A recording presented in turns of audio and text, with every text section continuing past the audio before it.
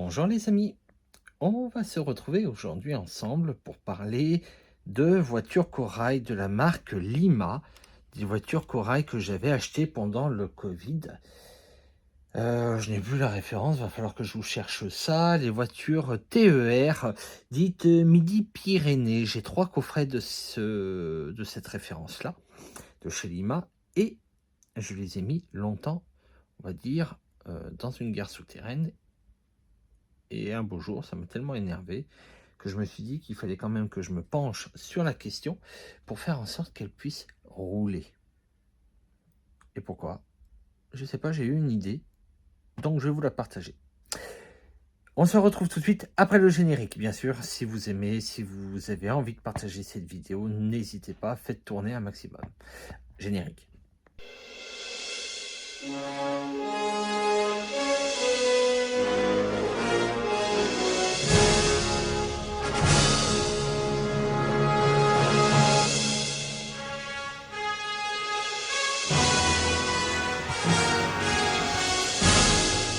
Donc, on se retrouve pour parler justement de ces voitures TER que vous avez là.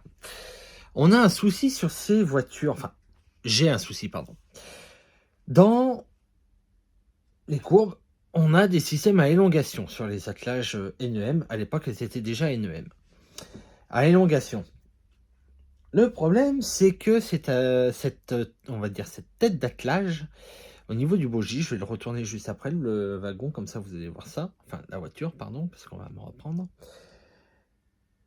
Au niveau du bogie, j'ai la tête de l'attelage qui sort de sa gorge. Et pour ça, on est obligé de faire une pièce soi-même. Je vous montre ça. Donc voilà. Là, je n'ai pas fait la pièce parce que je n'ai pas l'utilité puisqu'il n'y a pas d'autres voitures derrière. C'est une rame de 3. Celle-ci, elle restera 3. Vous voyez à ce niveau-là, on a un guide qui fait que notre tête d'attelage va venir tout simplement tourner à droite ou à gauche.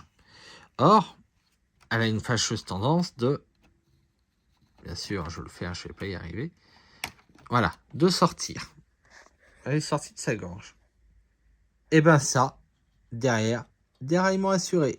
Pourquoi? Parce qu'en fait, ça lève légèrement le bogie, déraillement. Et en plus de ça, comme elle ne peut plus tourner, ça force, déraillement. Donc, qu'est-ce que j'ai fait? Hop, alors j'essaie de vous détacher ça. Voilà ce que j'ai fait. Une petite pièce en papier un peu style... Ah, j'ai perdu mon mot aujourd'hui. Bristol, voilà, que j'ai doublé en épaisseur. Donc ici, vous allez avoir à peu près 2,4 cm, 2,6, je ne sais plus exactement, 2,4 pardon. Et de chaque côté, vous aurez deux cales de 2 mm. Vous venez coller ceci vraiment à ras votre tête d'attelage et vous n'avez plus de problème. C'est vraiment très simple à faire et ça sera on va dire, le petit SAV le plus rapide que j'aurais fait pour le moment. Ça mange pas de pain, c'est vite fait, c'est très vite réparé. Mais alors, une fois que ça fonctionne, quel bonheur. Donc voilà. Hop, je vous montre un peu comme ça de biais. Donc 2,4 cm par 2 mm en cale à ce niveau-là. Pareil en bas. Là, on la voit mieux. Vous faites ça, problème réglé. Du coup, pour celle-ci, après vérification, référence Lima, donc L 149 988. J'ai 3 coffrets de chez eux. Sur cette rame de 3, ça fonctionne nickel.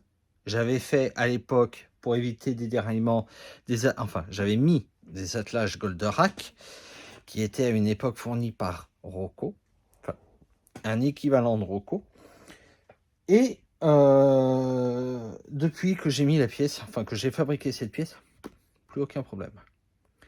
Ce sont des voitures qui roulent très bien, je précise, sans prise de courant.